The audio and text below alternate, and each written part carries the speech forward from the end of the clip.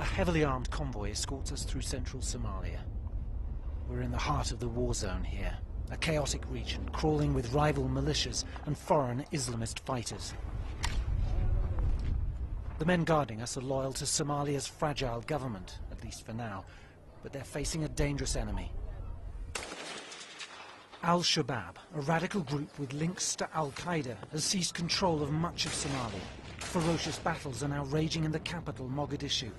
For now, the outside world seems powerless to stop the carnage.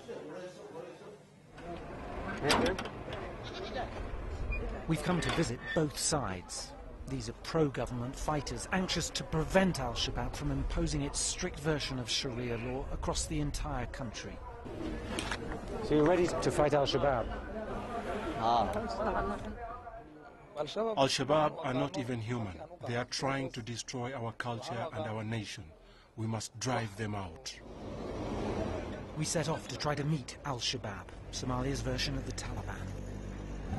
We've managed to negotiate access to Al-Shabaab-controlled territory, but they're a very secretive organisation, and we've been told we cannot film any Al-Shabaab commanders or any of their fighters.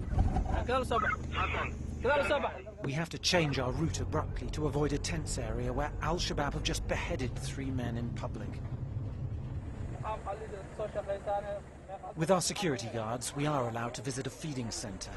Hardline but pragmatic, Al-Shabaab allows the United Nations to bring in desperately needed food aid.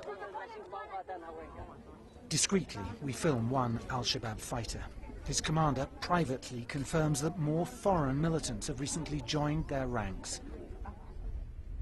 As for the civilian population across Somalia, the dangers for them are increasing.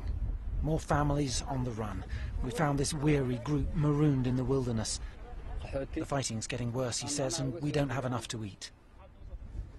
The situation here is deteriorating fast. It's not just the conflict, with more than 100,000 people forced from their homes in the past 2 weeks alone. It's also the drought, which means that almost half the population of Somalia is now dependent on outside food aid. In a nearby town, a wistful crowd gathers to mark Somalia's Independence Day. But this ruined nation is now more fractured than ever. Andrew Harding, BBC News, Somalia.